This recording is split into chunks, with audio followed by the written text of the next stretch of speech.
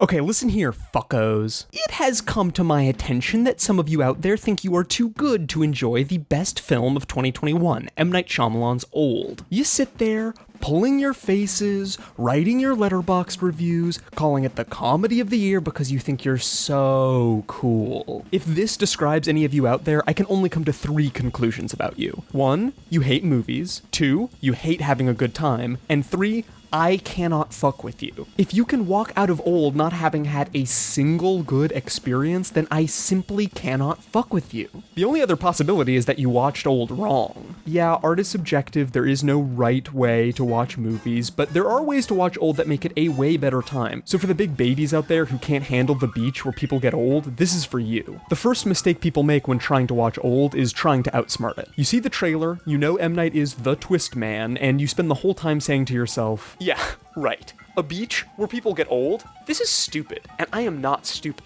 I am smart, and I do not get scared of beaches where people get old, because in real life, that does not happen.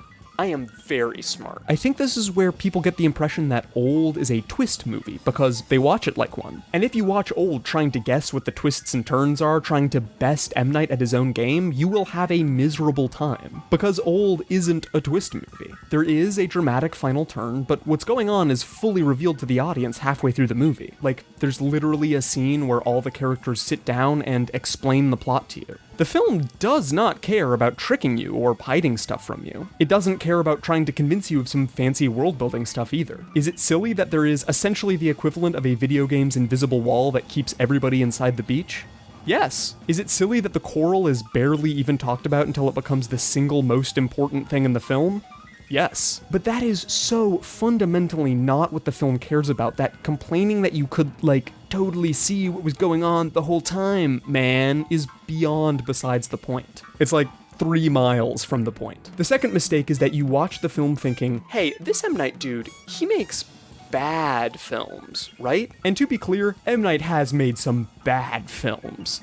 Oh boy, has he. But I think when the narrative of M. Night made good movies and now doesn't became so dominant, a lot of detail got lost. Lady in the Water and The Village are incredibly up their own ass movies, the former of which literally stars M. Night Shyamalan as a saintly prophet who is being unfairly attacked by the evil critics of the world, but both are also incredibly beautiful. The Village especially. The color palettes and shot compositions are jaw-droppingly gorgeous, creating images that draw focus to these subtle differences in light and shadows, and to the colors present in these seasons and areas in which the film takes place in. The frames feel like they're glowing. Shyamalan has always used a shallow depth of field to achieve gorgeous, expressionistic imagery, and even at his worst, his raw skill as a craftsman shines through. Both The Village and Lady in the Water are incredibly empathetic films as well. His treatment of mental illness is, very, very not good, and that's something that's true about Old as well, but his interest in trauma, ritual, and the ways that people on the fringes of society find each other results in stories that are always told with passion and kindness, even if the skill and precision can't quite live up to it. The fact that he gets discounted as a hack has never sat right with me. It leads people to look at things like the stunning, borderline experimental cinematography of Old and assume that it was just an accident. That there couldn't have been any intentionality behind how the camera moves, it had to have just been incompetence. And let's get one thing clear. The camera work in Old is exceptional. I get it if you don't connect with the story. It's a very goofy story. But don't come in here telling me that M. Night doesn't know how to shoot a scene. His moving frames capture the anxious, helpless feeling of being trapped between a rock and a wet place. The character is getting totally left behind, unable to catch up with the camera as it zooms and pans across the landscape. And his still frames are never less than beautiful, each one carefully composed like a painting. There's an incredible scene halfway through the film in which 2 teenagers embrace underneath a beach towel. And he chooses to shoot the entire interaction in extreme close-ups that almost completely obscure the faces of his subjects. The scene not only preserves the dignity of his underage actors, but also makes clear the profound intimacy the characters are feeling, where their existence as individuals is blurring, both becoming one with each other. So, yeah. Shut the fuck up about the camera work. It's good and he meant to do that, because M. Night Shyamalan knows how to shoot movies. Eat it. dipshits. If the above examples don't describe you, then I think your mistake might have been assuming Old isn't supposed to be funny. It is. It's a very funny movie. It's just a funny movie that takes itself absolutely seriously. The line between ironic and unironic enjoyment for this will be drawn in a million different places for everyone who watches it, but for me at least, ironic enjoyment is unironic enjoyment when it comes to M. Night. If he gets me to laugh, scream, react in any way, then I think he's succeeded, provided I can still connect with the story on an emotional level. The scene in which Eliza Scanlen's character gives birth is incredibly tense and disturbing, the camera rushing through the crowd as the true horror of the moment becomes clear. The music is ratcheting up, the characters are screaming, and in the middle of it, Alex Wolff shouts something to the effect of, "Me and Kara are getting married, and we are never getting a divorce." It is such an absurd line that you have no choice but to laugh. You can read that as M. Night not knowing how to write dialogue, or you can read it as the best piece of pitch black comedy ever put in a movie.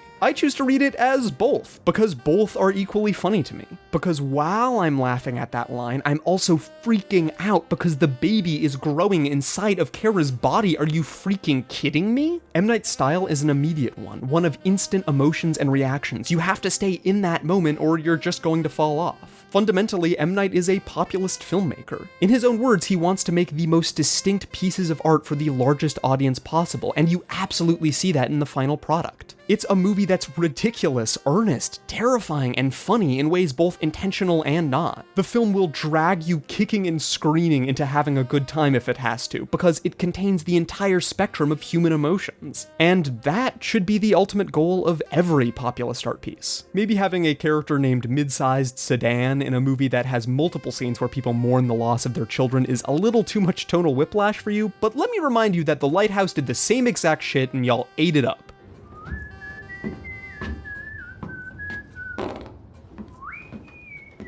Maybe you've come around and decided that this movie is good, actually, and if that's you, congratulations. But maybe you haven't. There's two possibilities left. One, M. Night Shyamalan just isn't for you. Jokes aside, he is, to borrow a phrase from the Blank Check podcast, the cilantro of filmmakers. Either you fuck with his style, or he just tastes like soap. I wish I could forcibly convert people over to my side, but unfortunately that is just impossible. Your tastes are your tastes, and that's completely valid. The other possibility is that you're like me, and you liked the first 2 hours of Old, and then discovered that the ending is really, really lame. And yeah, there's really no getting around it. The worst dialogue, the worst ideas, the worst acting, and the worst filmmaking is all crammed into the final moments of this film, and that's a bummer. I have two solutions for you, if you really just want to like this film but can't bring yourself to. The first is to just accept the lame ending as an extension of M. Night's whole deal. His endings are almost always goofy and stupid, to the point that complaining about it is kind of like complaining that Michael Mann only makes movies about men. Like, yeah, he always does. That's just something you have to make peace with, because he ain't gonna change. The other, much more fun option is to view the ending of Old as a choose-your-own adventure. There are like 4 different major ideas introduced in the last 15 minutes. Just pick the ones you like, pay attention to those, and then space out during the boring bits. And when the credits start to roll, you can go, "Oh, is the movie over? Cool." Beyond the jokes, the bad endings, and the goofy dialogue, though, I really do think there is something special about this film right now. The reason that I always end up kind of liking Shyamalan's movies is because he is an incredibly honest director. He isn't self-conscious, he's not going to try and disguise what he's doing, he just comes out and says what he wants to in the most open way possible. And what he's saying here is really profound. It's a film about children growing up too fast, and adults already too far gone to help them. It's a film about raising children in the face of certain doom, be that a plague or a changing climate, and never being able to protect them. It's a film about missing your life and finding out how to love it anyways. It's a film about that feeling you get when you realize that the last time you were in a room with all your friends, you were 18, and now you're 20. And you will never get those 2 years back. And about how none of that matters, because mourning it would take too much time. And time is something that we are in very short supply of.